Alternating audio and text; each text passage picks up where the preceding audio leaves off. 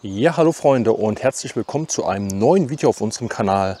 Wir sind immer noch in Polen unterwegs und wie ihr schon hier erkennen könnt, stehe ich hier zwischen einer Einfahrt, einer der vielen Einfahrten, in ein riesiges ehemaliges Sprengstoffwerk in der Nähe von ehemals Christianstadt hier in Polen. Und es war ein riesiges Sprengstoffwerk der Dynamit AG unter dem Decknamen Ulme. Also es gab ja die diversen Decknamen in Form von Bäumen, Ulme, Eibe, Tanne. Das sind alles solche ehemaligen Sprengstoffwerke gewesen. Und das hier war mit das größte Sprengstoffwerk im damaligen deutschen Reichsgebiet. Und hier sollen noch richtig viele Gebäude stehen, richtig viel zu sehen sein. Das Areal ist richtig groß. Über 25 Quadratkilometer. Hier waren fast 800 Gebäude gestanden, also Wirtschaftsgebäude, Gebäude, die für die Sprengstoffproduktion gedacht gewesen sind, Bunker, Baracken und so weiter. Und was wir heute alles im Einzelnen sehen und was wir euch dazu erzählen können, das seht ihr in diesem Video. Also bleibt dran.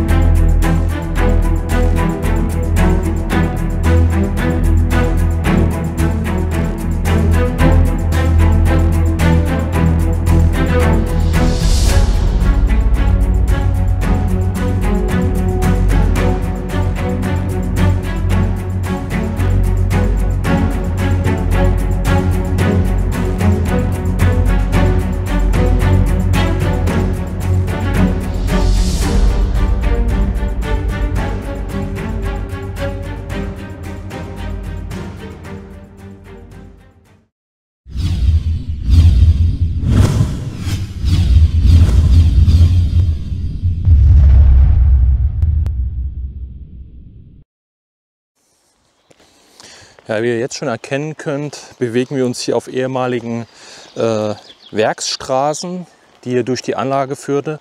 Es gab hier auch ein umfangreiches Schienennetzwerk. Ich meine, wir haben ja schon mal eine große Sprengstofffabrik besucht. Das war in Hirschhagen. Da gibt es auch ein Video auf unserem Kanal.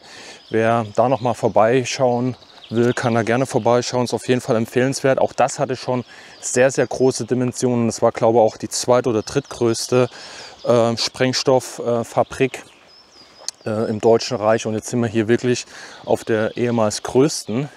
Und man hat das hier natürlich schon wieder etwas weit weg, sage ich jetzt mal, errichtet von Großstädten oder allgemein von größeren Städten in einem Wald, wo man hier wieder die natürliche Überdeckung hat. Das wird man auch gleich schon in einigen Gebäuden erkennen, dass man einfach aufgrund Luftaufklärung der Alliierten sowas halt nicht entdecken kann. Und wir haben jetzt auch hier schon die ersten kleineren Gebäude oder zumindest Reste, Fundamente, Wände. Wir können hier mal so exemplarisch schon mal durchgehen. Weil die richtig krassen Sachen, sage ich jetzt mal in Anführungsstrichen, die werden jetzt noch kommen, die einfach die Dimension zeigen von dem Ganzen hier. Und das sind jetzt halt eher kleinere Funktionsgebäude, die jetzt auch am Rand von der Anlage stehen.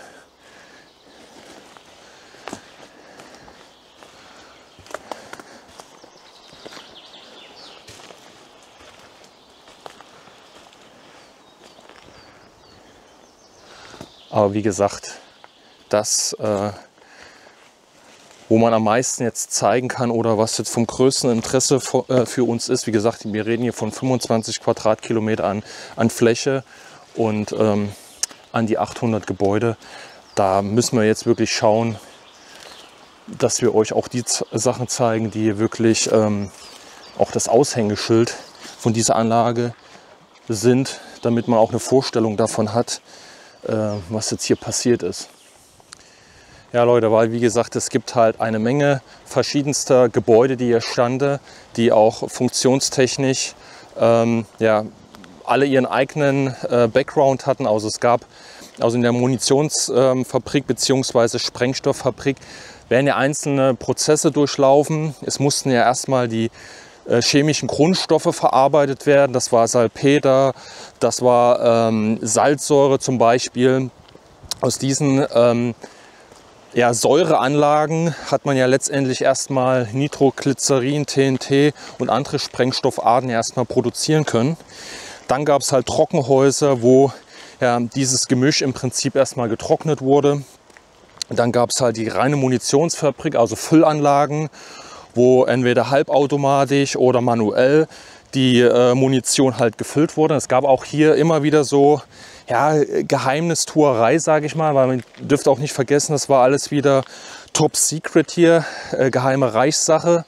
Und hier hatten auch zivile Angestellte nie eine komplette Einsicht über die Abläufe, sondern immer nur über ihren Tätigkeitsbereich und durften auch immer nur gewisse ja, Straßen oder Wege benutzen und haben nie die Gesamtansicht dieser Anlage überhaupt gesehen, sondern immer nur Teilgebiete. Und deshalb gab es hier auch solche Sachen wie, ja, dass hier was mit Reichsflugscheibe passiert ist oder dass hier auch V2 und V1 Rakete produziert wurde. Das stimmt halt nur zum Teil in der Form, weil die Sprengstoffe für diese Raketen oder für den Marschflugkörper produziert wurden. Es gibt auch Berichte von Zivilangestellten, das sind halt mündliche Überlieferungen, weil halt auch danach viele Akten und alles verbrannt wurde. Oder auch die Russen, nachdem sie die Sprengstofffabrik damals eingenommen haben, viel an sich genommen hat und man auf diese Unterlagen in Moskau in den Archiven nicht zugreifen kann oder nur schwer was darüber findet. Ja, ist halt viel dazu gedichtet, sage ich jetzt mal. Aber was halt belegt ist, ist auch, dass für die V3 hier Sprengstoff produziert wurde und auch verfüllt wurde. Und das sind halt wirklich viele Sachen, aber wir gucken gleich, ob wir die Funktionsgebäude zuordnen können. Oh, guck dir das mal an. Da ist ein riesiger Berg aufgeschüttet. Ja Leute, wir sind jetzt hier an so einer Weggabelung, an so einer Kreuzung. Hier könnt ihr das nämlich schon mal sehen, wie das Ganze hier verläuft. Und hier in dem Wald ist eine riesige Anhäufung, also ein künstlicher Hügel hier drin. Ich weiß nicht, ob ihr das jetzt erkennt. Als Silo, das kann natürlich auch sein, ne? Ich glaube, das ist schon einer dieser. Ja, das kann schon sein.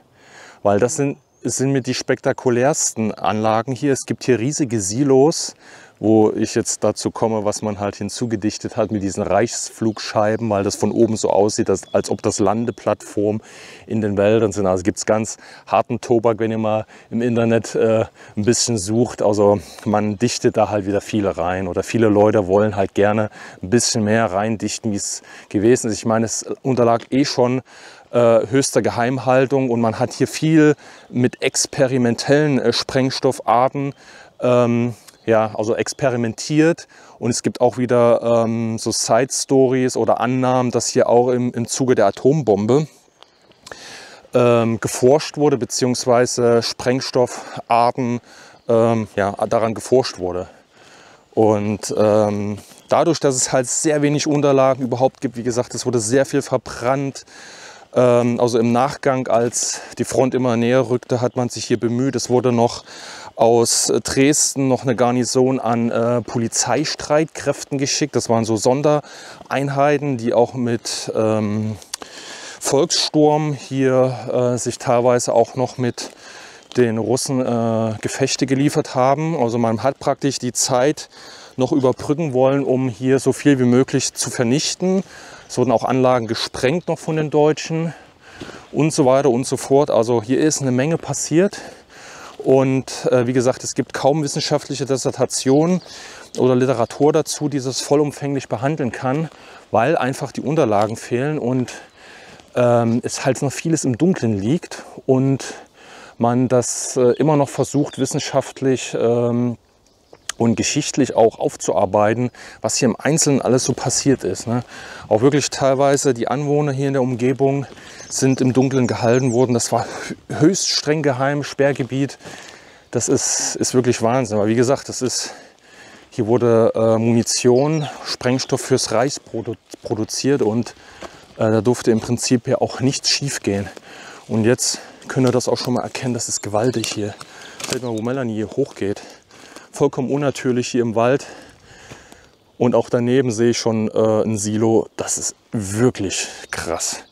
Wir wollen mal gucken, wir haben die Drohne auch am Start. Wir müssen allerdings hier aufpassen, weil man kann, auch wenn das jetzt hier freigegeben ist, nicht das komplette Areal durchforsten. Es gibt hier immer noch militärisches Sperrgebiet von den Polen, was genutzt wird. Und man munkelt sogar, dass die Amerikaner hier auch noch irgendwie aktiv sind. Also von daher ist das schon immer noch in gewisser Art und Weise noch ein heißes Pflaster. Boah Leute, das sieht wirklich so gewaltig aus. Wir müssen auch gleich mal irgendwie einen Größenvergleich hinkriegen hier hinten. Das, was ihr seht, das ist bestimmt Luftlinie noch mal 100 Meter von mir entfernt.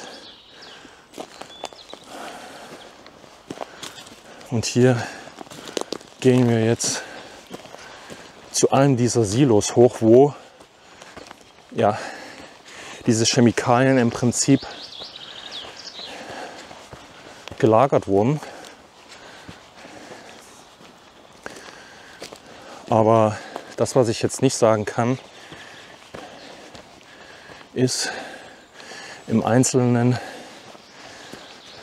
welche chemischen Stoffe jetzt hier in dem Silo drin gewesen sind. Ach Gott, Hilfe. Ach Gott.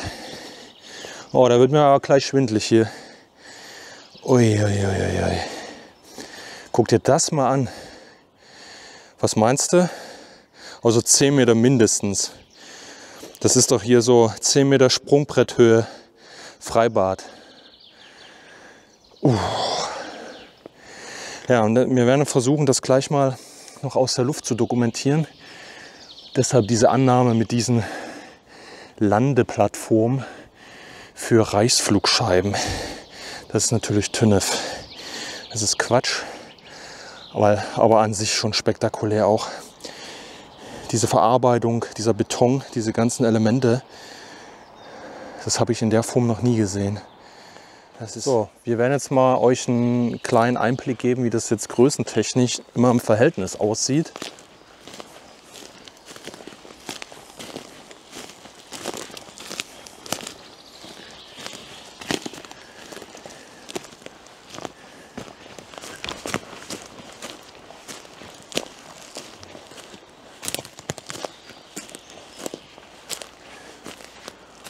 Kann man das erkennen? Na, und ich bin jetzt hier schon auf dem Hügel.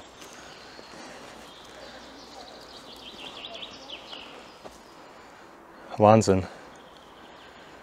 Da ist wieder eins dieser Silos und hier davor muss, glaube ich, ein Pumpenhaus sein. Und man sieht halt hier auch rings um die Anlage immer diese Hügel.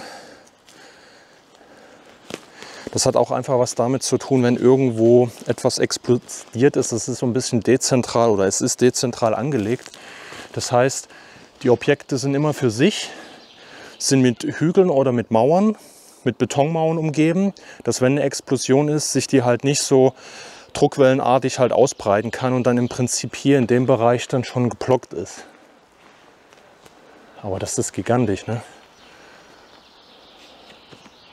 Hier sieht man mal wirklich, diese Sachen haben sie halt nicht zerstört. Genau, wir gucken noch mal hier den Größenvergleich. Dann könnt ihr das sehen. Wie gesagt, das geht ja hier noch weiter runter. Das ist schon wieder extrem, was hier gebaut wurde.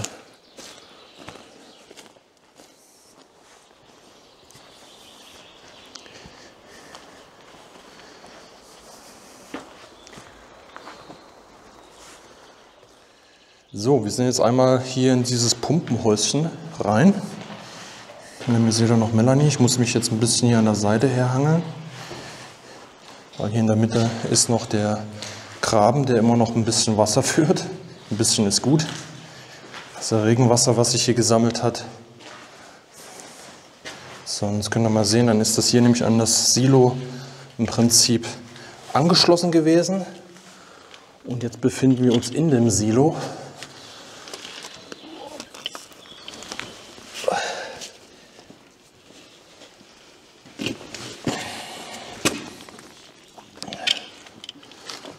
Zack.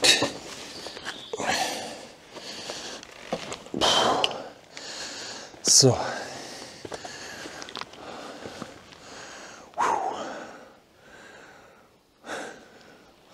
Wahnsinn, jetzt sind wir drin.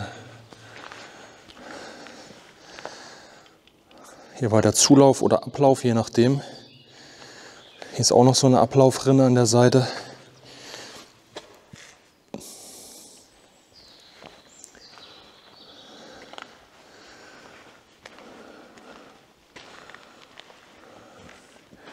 Und hier könnt ihr das mal sehen, das waren alles irgendwie auch so einzelne Elemente, ne? So wie das hier aussieht. Weil da, wo die Rissbildung ist, immer hier. Ah, Wahnsinn. Und jetzt ist das Ganze halt auch wieder extrem idyllisch, ne? Das ist halt immer dieser Kontrast. Früher war das hier Todeszone, weil auch das darf man hier wieder nicht vergessen. Man geht hier davon aus, aber die Daten sind, wie gesagt, aufgrund fehlender Unterlagen auch nicht gesichert. Bis zu 20.000 Zwangsarbeiter beschäftigt. Es gab hier Waldlager, also innerhalb dieses Lagers. Das müssten Parallellager, Nebenlager gewesen sein von Großrosen, von dem KZ. Wo natürlich die Arbeitskräfte nämlich hier direkt vor Ort sind und unter unmenschlichsten Bedingungen hier in dieser Produktion arbeiten mussten. Ja, es gab hier halt durch die Chemikalien, durch die Säuren Verätzungen an der Haut. Ja, die Haut hat sich verfärbt. Lunge, also alles, Lunge, die Atemwege wurden verätzt. Ja, also auch die Lebensdauer hier war für die Menschen wieder ziemlich gering. Und ja, es ist wirklich unmenschlich. Ne? Das kann man sich wieder gar nicht vorstellen. Weil nur wenn man diese Zahlen, diese Werte hat, 20.000, ne, hat man einen Eindruck davon, was hier passiert ist auf diesem Gebiet. 20.000 Personen, die hier beschäftigt gewesen sind, neben dem Wachpersonal und den Zivilangestellten, die die Prozesse geführt haben. Ne.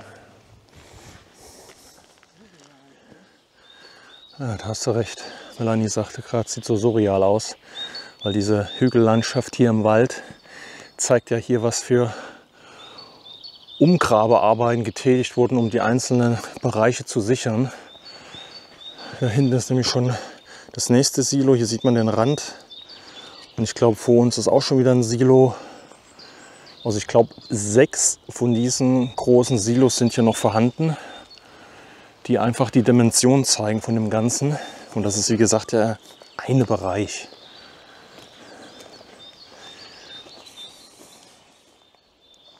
Ja, einfach nochmal, um auf das Lagersystem zurückzukommen. Das wurde hier auch differenziert aufgebaut. Aber es gab mehrere Lager, die hier im Prinzip entstanden sind. Und es wurde auch da strikt sortiert oder aussortiert, welche Personen da interniert gewesen sind. Es gab einmal das Waldlager, wo halt technisches Personal, Fremdarbeiter, zivile Zwangsarbeiter halt untergekommen sind. Also mehr halt technisches Personal, was gewisse Arbeiten in der Anlage durchzuführen hatten. Es gab dieses Bahndammlager, auch da wurde technisches Personal untergebracht. Und es gab aber auch, wie gesagt, dieses Militärinternierungslager. Das bedeutet, da waren italienische Militärinternierte untergekommen, die aufgrund des Seitenwechsels von Italien 1943 dahin verschleppt wurden. Nachdem ja Mussolini, wo da im Prinzip das Ganze geputscht wurde, Mussolini befreit wurde und mit mit einer Sondereinheit nach Deutschland gebracht wurde, sind halt auch viele in Kriegsgefangenschaft gekommen, die Italiener. Und die hat man dann halt zum Beispiel auf solche Lager hier verteilt. Und dann gab es aber auch noch dieses Schwedenlager, nennt man das, glaube ich. Da waren jüdische Frauen untergebracht, die aus Großrosen, also Auschwitz, Theresienstadt gekommen sind, die jetzt zum Beispiel in diesen Abfüllanlagen tätig gewesen sind. Und ja, das Wachpersonal, das war auch mit direktem Zugang an das Frauenlager angebunden. Ich weiß jetzt nicht, inwieweit wir das jetzt hier noch sehen können. Das müssen wir gleich mal gucken, weil es ist schon, sage ich mal, ein bisschen beschildert. Zwar alles auf Polnisch, aber das ist kein Problem. Das kann man ja übersetzen. Aber ja, wir sind jetzt einfach ohne große Struktur erstmal hier reingegangen. Deshalb, wir werden einfach gucken, wie wir es irgendwie sehen können. Mal einen Lageplan gibt es so jetzt nicht. Ja, ein weiteres von diesen Silos. Das müsste jetzt, glaube ich, schon das 4. sein. Oh Gott, hier kriege ich echt immer... Uiuiui. Zappelige Beine hier.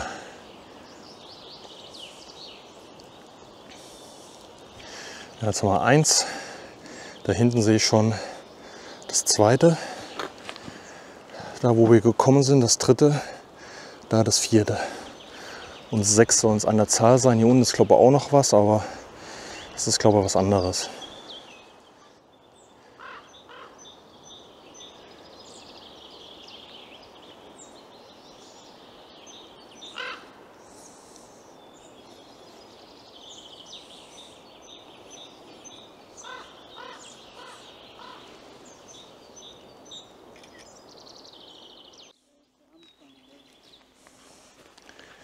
Ja, Melanie sagte auch gerade, wir sind hier erst am Anfang von dem Gelände.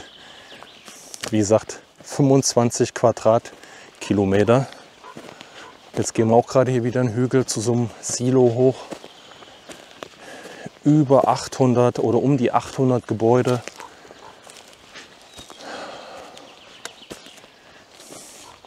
Das kann man sich gar nicht ausmalen, die Dimension. Aber ihr dürft auch nicht vergessen, was an Munition benötigt wurde im Krieg. Und da braucht man solche Dimensionen.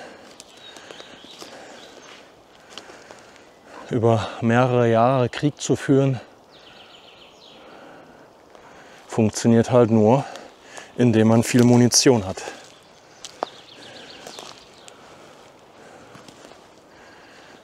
Wahnsinn, Leute. Schaut mal hier, Melanie, da unten.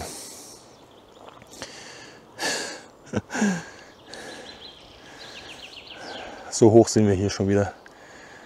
Das ist so surreal, diese Landschaft hier. Und jetzt müsst ihr euch mal vorstellen, was hier für eine Betriebsamkeit gewesen sein muss. Und von der Lautstärke wahrscheinlich auch. Ja, und dann hat man das oben, wie gesagt, gar nicht vervollgenommen. Wobei es halt Berichte gibt, dass Alliierte hier wussten, ja, dass hier was ist. Aber es wurde halt nie aktiv bombardiert. Das ist ein bisschen merkwürdig. Vielleicht hat man darauf spekuliert, aber das sind, wie gesagt, auch alles nur Spekulationen, um nach Kriegsende hier entsprechende Forschungsarbeit etc. an sich zu nehmen. Und wenn man das hätte so einfach zerstört, aber es hätte auch den Krieg deutlich verkürzt. Aber wie gesagt, das sind halt nur Überlieferungen mehr oder weniger. Es gibt keine Dokumente, wo man irgendwo mal von irgendeiner Instanz, von irgendeiner Stelle irgendwelche Befehle ableiten kann. Gibt es halt so gut wie gar nicht. Also hier hat man wirklich sehr massiv Dokumente vernichtet. Das ist wirklich krass. Ja, wir bewegen uns hier immer noch auf der Straße, kaum noch zu erkennen. Alles größtenteils zugewachsen. Und da ist das Gebäude.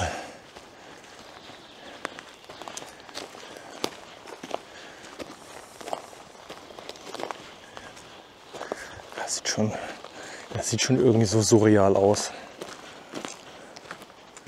Wie gesagt, wir kennen es von Hirschhagen, aber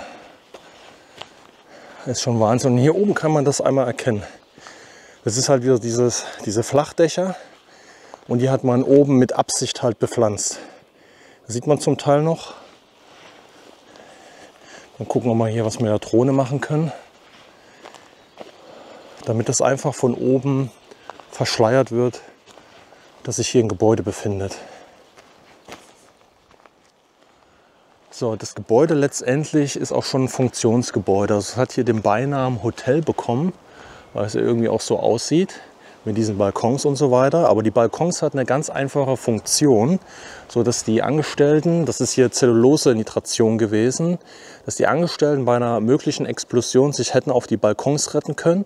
Und diese vielen kleinen Fenster, also man sieht hier überdurchschnittlich viele Fenster, die dienten ebenfalls dazu, die Sprengung nach außen direkt abzuleiten, sodass der Kern des Gebäudes, die Fundamente und alles, so wenig wie möglich in Mitleidenschaft geraten. Deshalb ist das hier ja, so angelegt. Melanie geht da eben schon mal hoch. Interessant hier unten ist auch, hier sieht man nämlich die Fundamente für Tanks, wo einzelne Chemikalien jetzt für die Produktion auch ja, gespeichert wurden. Da sieht man wirklich diese kreisrunden Fundamente. Auch das haben wir schon in Hirschhagen gesehen. Da gab es nämlich ein ähnliches Gebäude. Das sah nämlich, ja, das sah eigentlich fast genauso aus. Ich kann mich nur nicht an die Balkons erinnern. Aber es kann sein, dass die damals die schon abgetragen hatten.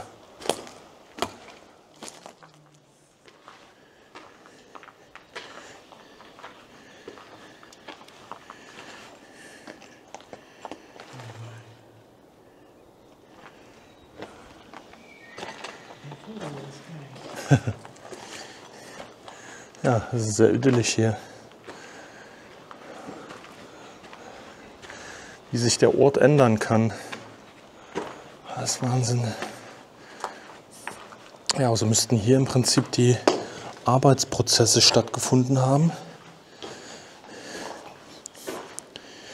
Und hier müsste es ja, irgendeine Zuleitung in Form vom Kessel oder irgendwas gegeben haben, der bis in diese Etage geht und darüber hinaus. Da ist ja noch eine Etage hier oben. Diverse Fundamente, ja.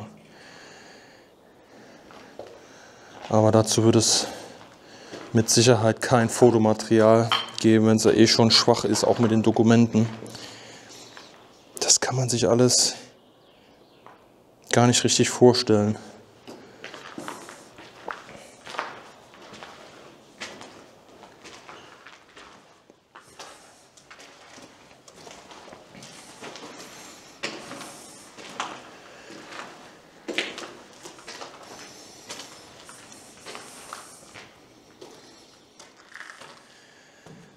Ja, guck mal, Leute. Jetzt glaubt ihr, jetzt wäre ich wieder unten. Aus dem Haus draußen, aus dem Hotel. In Klammern. Oh. Aber ich bin hier auf dem Dach. Und das meine ich. Jetzt muss ich hier ein bisschen aufpassen. Das ist der Bewuchs auf dem Dach. Hier könnt ihr es auch noch mal sehen. Hier gibt es noch ein Dach. Der gleiche Boden drauf, angepflanzt, so Heidekraut und sowas. Später kamen dann automatisch die Bäume noch. Ich muss ja trotzdem aufpassen, nicht, dass hier irgendwo ein Loch ist. Und hier unten ist nämlich der Boden. Oh, ist ein bisschen gruselig. Da könnt ihr sehen, hier unten ist der Boden.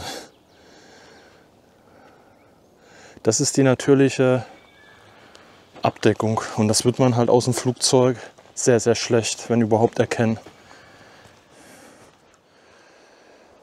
Ja, nicht unweit davon haben wir jetzt hier so einen Splitterschutzgraben entdeckt. Ihr könnt das hier schon sehen, diese Aufhäufung hier, die davor geht. Das hat man gemacht, wenn es irgendwo zur Sprengung kam oder zur Explosion, dass man sich hier in diese Bereiche hätte flüchten können.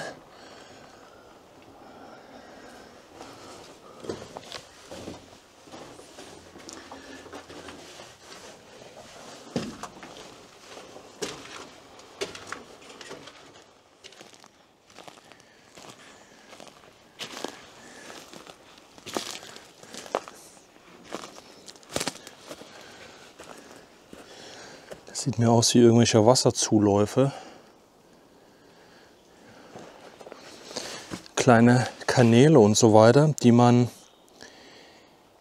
für die Funktionsgebäude gebraucht hat, wo ja, wo letztendlich Wasser hingeleitet werden musste für die Herstellung der verschiedenen Sprengstoffe. Das ging ja durch das ganze Lager, durch die ganze Anlage.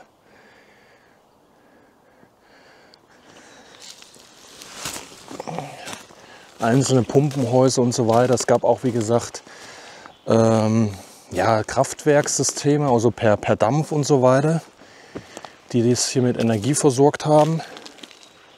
Das sieht wirklich komisch aus hier.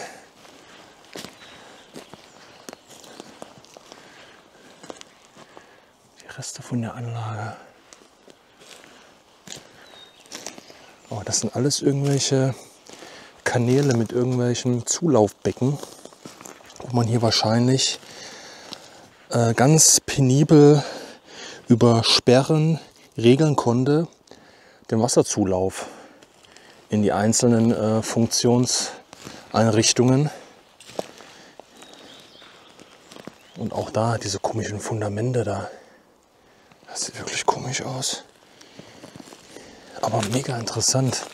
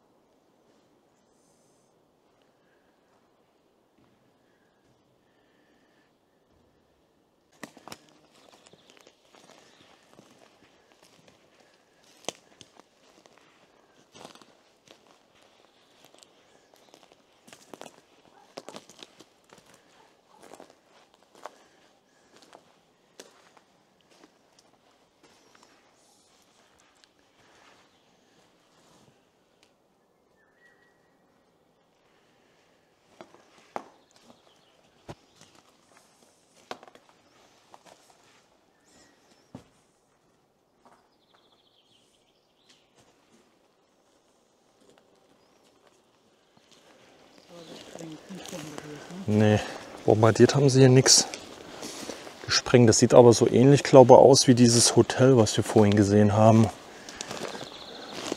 Also von der Dimension her. Weil das sind die Treppen,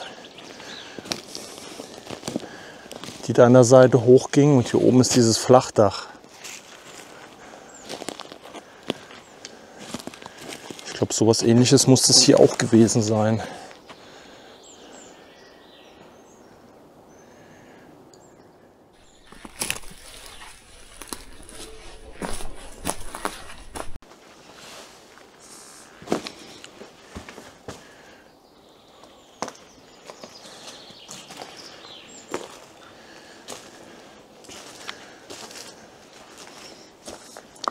Hier sieht man, dass auch überall noch Fliesen dran gewesen sind. Das sieht auch alles wieder so aus wie Becken.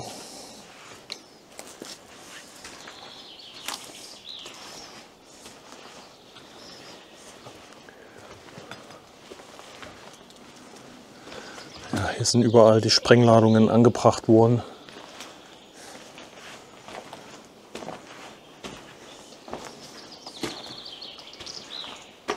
Aber das, Leute, erinnert mich an eine unterirdische Sprengstoffproduktionsanlage in Schweden, eine Untertageverlagerung. Da gab es auch so schneckenförmige Becken. Die waren damals auch komplett noch gefliest. Das erinnert mich genau an diesen gleichen Aufbau hier. Nur kann ich da jetzt nicht den Prozess erklären, der jetzt hier stattfindet. Jetzt kommt mir das hier wieder in den Sinn. Das war genauso. Da kann ich nochmal einen Querverweis machen zu dem Video. Das war auch eine Anlage, aber halt in Schweden, auch aus dem Zweiten Weltkrieg. Und da sah man das auch noch richtig gut. Da sind sogar noch Fliesen dran hier. Tatsächlich. Das war genauso. Ja Leute, also wie gesagt, das ganze Gelände, das ist wahnsinnig groß. Wir haben uns jetzt gerade vorgenommen, wir laufen jetzt dieses kleine Stück hier noch ab. Hier sind auch noch viele, viele Gebäude. Hier vor uns ist wieder eine Splitterschutzzelle, sage ich jetzt schon, eine Splitterschutzanlage. Da hinten ist noch eine gesprengte Anlage. Hier sind weitere Funktionsgebäude und jetzt laufen wir hier nämlich noch mal auf was Größeres zu. Also um hier wirklich wieder alles zu sehen, wirklich alles. Da müsste man auch wieder ein paar Tage einplanen. Aber wie gesagt, man darf nicht vergessen, dass im Prinzip nur noch die Kernelemente von den Gebäuden halt stehen. Ne? Die Wände, die Fundamente. Und das ist halt hier überall verteilt im Wald. Aber es ist wirklich spannend, weil es auch eine krasse Atmosphäre hier ist. Weil früher hat hier der Tod geherrscht. Und wurde für den Tod produziert. Und heute ist es so idyllisch hier mit den Vögeln und alles.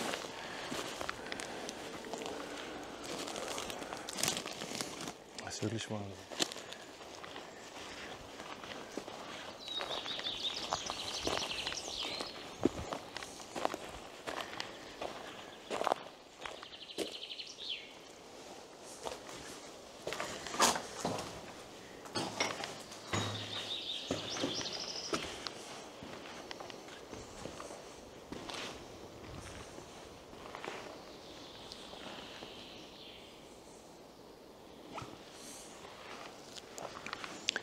Hier drin sieht man, glaube ich, sogar noch, ja, hier sind solche Silos.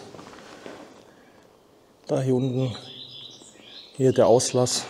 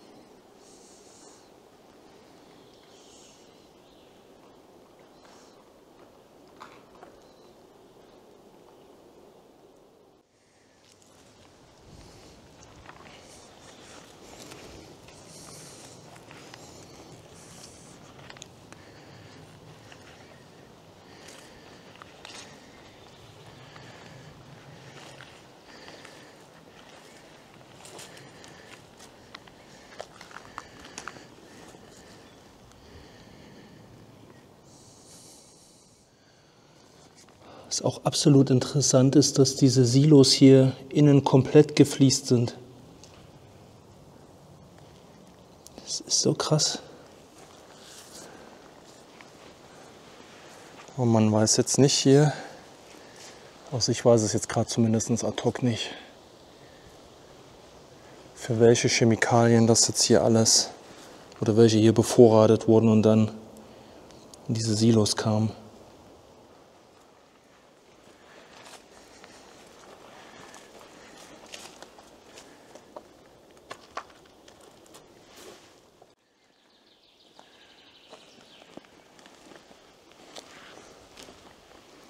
Also dieser Bereich, das sieht aus, als ob hier die Gleise durchgeführt haben. Und hier sieht das eher schon auch aus wie eine Rampe hier an der Seite. Und hier haben wir halt zwei von diesen großen Gebäuden nämlich. Hier waren ja schon Silos drin. Ich könnte mir fast vorstellen, dass es in dem großen Gebäude hier drüben genauso aussieht. Also das könnte man, glaube ich, schon fast so sagen. Es ist wirklich ein riesiges Gelände. Das ist wirklich Wahnsinn. Ja, Freunde, das war es jetzt mit dem Video. Wie gesagt, diese Sprengstoffanlage oder die Sprengstofffabrik, das ist so riesig. Das wird man jetzt hier auch nicht innerhalb von ein paar Stunden zeigen können. Und wir sind schon ein paar Stunden wieder hier. Aber wir hoffen, wir haben euch einen richtig guten Eindruck vermitteln können. Und es ist auf jeden Fall auch eine Empfehlung von uns, hier mal hinzugehen. Das ist ja, frei verfügbar. Also ihr könnt hier ganz normal reingehen. Und wie gesagt, es gibt einen speziellen militärischen Sicherheitsbereich, der ist aber entsprechend überzeugt. Wir selber sind jetzt auch nicht auf diesen Bereich getroffen. Wie gesagt, das ist riesig hier. Und ihr könnt euch das hier ganz in Ruhe dann anschauen.